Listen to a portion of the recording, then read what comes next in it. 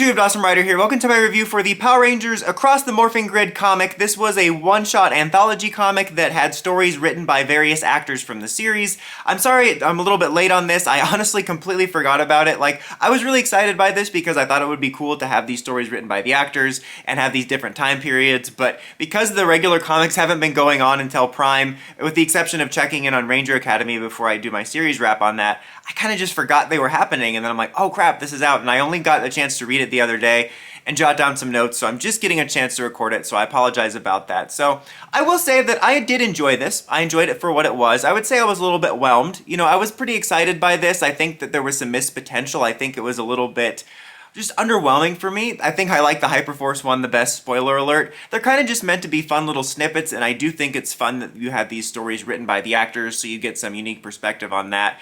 But I don't know. I wouldn't say my expectations were high or anything like that, but I thought there was going to be a little bit more to it. But I just want to say that I do really like this idea. I would love for this to become kind of a new, maybe like annual type thing that we would get once a year, maybe twice a year, with like an anthology story written by either the actors or maybe some writers that worked on the show or the comics to explore maybe some what-if possibilities or some things that never happened, just because likely at this moment it doesn't seem likely the main show will ever return, so I think that would be just kind of cool. Plus it would be a cool way to dip back into like the original comic universe or the main show universe, or at least a version of it, while we explore this new continuity with Power Rangers Prime. But let's get started with the first story, which is written with David Yost, which is a Billy-centric story, obviously, that takes place during his years adventuring in space. Now, I didn't look at every interview or snippet about this, I just remember the initial setup and that was it. So I just assumed it could have been any time between when he left in Zeo and when we catch up with him in Once and Always Cosmic Fury, maybe even after that. So it is during that time. I think it takes place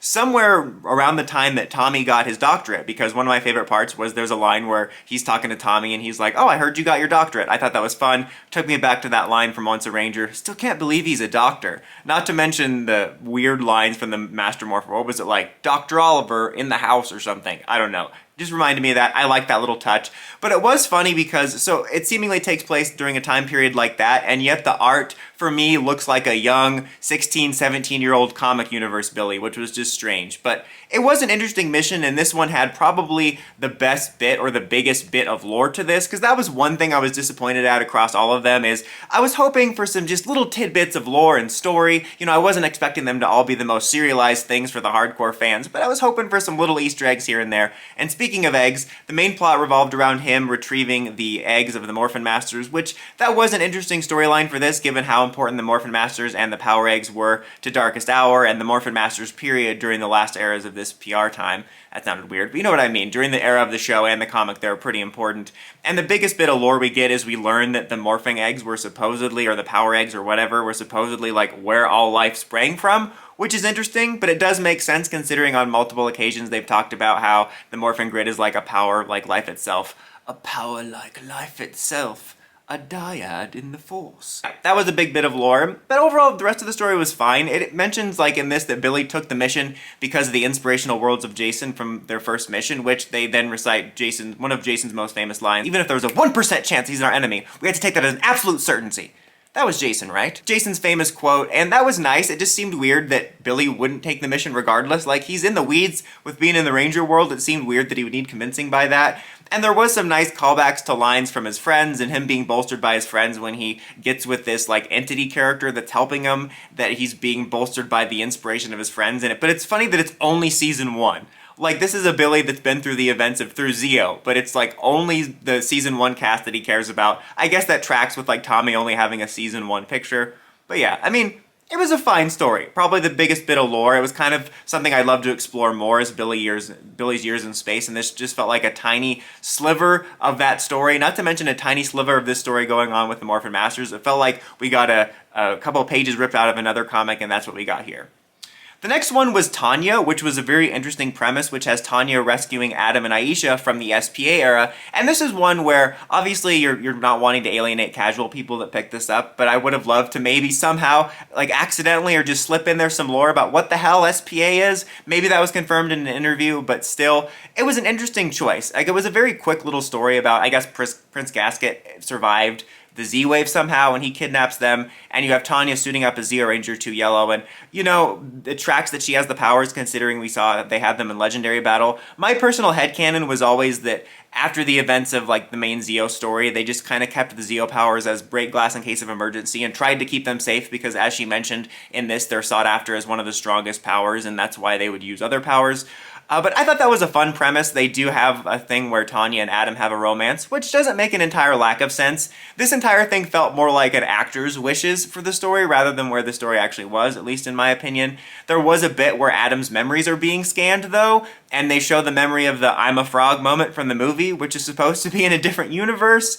So I think that probably just, I don't know. That's like stuff that like hardcore fans will get mad about, like you've committed blasphemy against the sacred source text. But PR's continuity is not quite a hot mess of Sentai's, but it's a hot mess, and I don't know. I'll just consider it a universe that's like 99.9999% identical to the main universe, just where the events of the movie happen instead. But yeah, this one was okay. I liked the premise, and I just felt that it was very much over quickly. The only thing I really didn't like about it, other than that continuity thingy, was the art did not look good in this. It looked very weird. It looked like you were having a trippy dream. The Rocky and Zack's ones were probably the most, I don't want to say boring, but like the other ones were at least set in a different era that we never explored, and I love getting a taste of like what the characters did after we left them or in between times. And the Rocky one took place at some point when he was a regular ranger, and it's basically just about his little sister stealing his morpher because she had a bad day. And one nice attention, which is kind of funny, attention to detail from the last one, screwing up the movie continuity, was that this did mention, like, how can you use the morpher when we had to do this sort of light quest? And he mentions, like, you can use it temporarily, but it's not going to work, like, fully as a transfer unless we have the Sword of Light. I did like that attention to detail with the continuity, and also reminded me how absolutely crazy, like, the storylines were to get new powers back in the Zordon era. Like, nowadays, Carter breaks his morpher, Miss Fairweather will make him a new one, Billy's printing coins like they're something that prints fast. And now, back in the day, it's like, you must go through the sea of twirly, twirly gumdrops. Like, it was always a big to-do to get the morpher. I think that this, like, main story focused on, like, Rocky's relationship with his siblings, which was nice. It was a fine little story that honestly felt more like a snippet from the Boom Comics run when they focused on Rocky than it did an episode of the show, because they probably mentioned Rocky's siblings at some point, but I don't remember any storylines with Rocky and his siblings in the original series. Maybe there was, but there definitely wasn't enough of them for me to remember it. I more so remember that being a main thing about the comic version of Rocky. So this was a fine little story, but it just kind of felt like filler in a way. I think there was more interesting eras to explore. I think arguably the most interesting era to explore with Rocky would have been what he did after he hung up the helmet at the beginning of Turbo and see what he did there. I think that could have been more interesting, and you could have incorporated his sister there. Zack one honestly just felt like a snippet from an MMPR episode. Like, I think the best thing about it, which I think one of the nice things about most of these stories, is there were moments where I felt the characters' voices felt right because they were written by the actors, which was kind of nice. And I think this was the one where I most felt Zack's voice. Like, it just was kind of a showcase of Zack, like his fun-loving attitude, hip-hop keto, inspiring kids to always persevere. But it really just, again, felt like a little snippet of an MMPR episode. It's funny because the Rocky one felt like a snippet of Rocky's story runs on the comics, and this felt like just a snippet from the show. Again, with the best thing, I think, just being Zack's voice felt right, and it was an enjoyable little time with Zack, I guess. That sounded weird. And the art looked good in this one. It had a very retro-y feel. Not quite like that same retro 90s art from the Godzilla comics, but I did like that more than the weird, trippy Tanya art. If I had to choose an era to explore for Zack, I would explore like post-peace conference Zack, because we know he became a politician. I think it would be interesting to explore stories there about how he's inspiring people as a politician, maybe. You know, I think there's a lot to mine there instead of just doing a story from the core season 1 era or whatever. My favorite, you know, unsurprised because I'm biased, was the Hyperforce story. It's funny because going into these, again, I didn't have high expectation, but I was more expecting some more story-driven stuff from the others that took place in eras that would fill the gaps, like Billy's stuff in space, or the ones with Tanya and Adam. And then this one I just assumed was going to be kind of a fun little bit. And everything else kind of ended up being a fun little bit. But because I went into this knowing it was just going to be that, I think I had the most fun with it, just because I have a soft spot for Hyperforce. And I think Megan does a great job of capturing, obviously, Chloe's voice, because she is Chloe. They didn't have a script. They just D&D'd.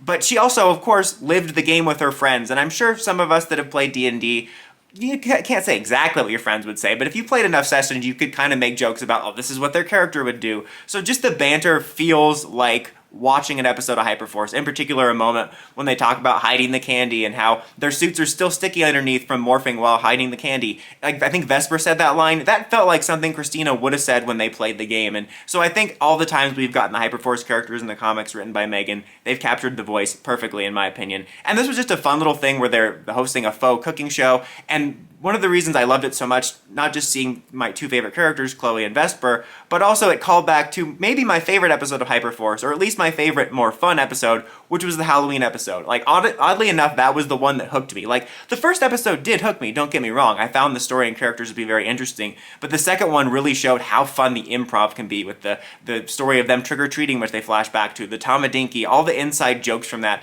That was when that element really shined, that made them feel like the Legends of Tomorrow version of Power Rangers. And just reading this, I would I would love a Hyperforce animated series that felt like the series that we saw with the D&D, but also that felt like, Legends of Tomorrow. So yeah, that was my favorite, just because it did call back to my favorite episode. It's only a few days after Halloween. Reading this, it was just overall kind of nice. So yeah, I did like this. I didn't like it as much as I thought. I found most of the stories to be kind of underwhelming, except for the Hyperforce one, because it was basically exactly what I thought it was going to be, and I was satisfied with that. I would say, though, like, if you're starving for PR content in this drought, I think that this would be something fun to pick up, especially if you do miss versions of the show characters, especially since it might be a long time, if ever, we revisit that universe in live action, and the new comics are going to explore a new universe. I think it can be a fun little thing to sort of whet your appetite before you dive into Power Rangers Prime.